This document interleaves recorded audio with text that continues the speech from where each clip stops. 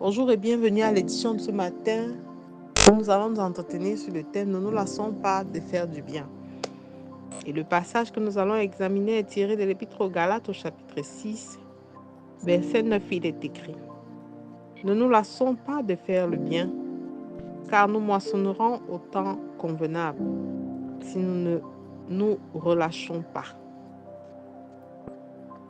La plupart du temps, lorsque nous faisons face aux situations où nous posons des actes positifs soit négatifs, nous attendons à ce que les représailles se fassent comme un claquement de doigts ou que la récompense arrive promptement. Dieu a le meilleur timing et il agit en son temps, selon son bon vouloir, mais il est souverain dans tout ce qu'il fait. La plupart des gens, après avoir reçu des chocs, après avoir été déçus, malgré tout ce qu'ils posent comme activité autour d'eux, malgré tout le bien qu'ils pensent faire, se sont dit à un moment, je vais lâcher prise, je vais changer. Je ne serai plus cette personne. Mais c'est à tort. Car les fruits de l'esprit contenus dans Galates 5:22 sont l'amour, la joie, la paix, la patience, la bonté, la fidélité et la tempérance. Alors, quel que soit ce que vous faites, comme la parole de Dieu dit, que ta main droite ne sache pas ce que ta main gauche a fait. Alors, nous ne posons pas des actes pour recevoir des rétributions immédiates, mais nous posons des actes pour déjà vivre en paix nous-mêmes avec notre entourage.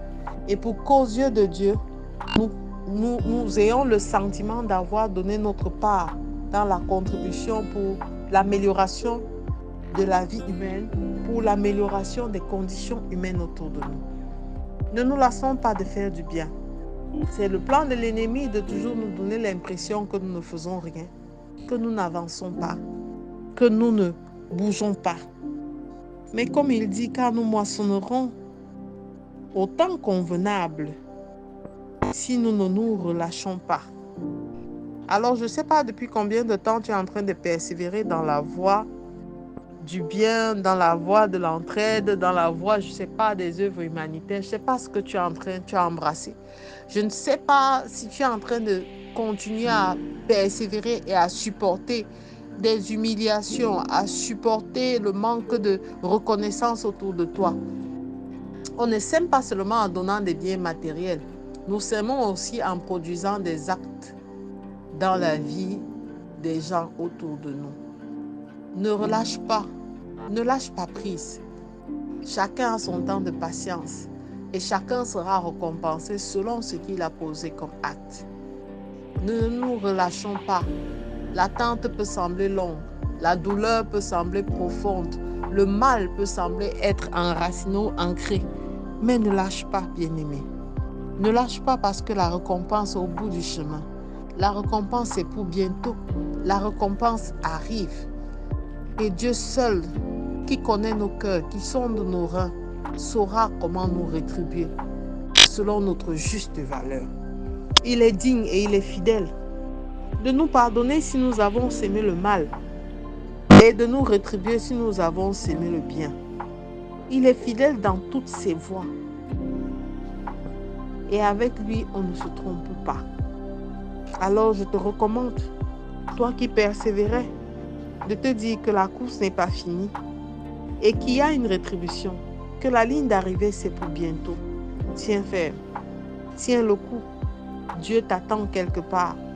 Et une récompense qui va bien au-delà de ce que tu peux attendre, de ce que tu peux imaginer, est sur le point d'arriver. Alors je te recommande de faire cette prière ce matin avec moi, Père éternel.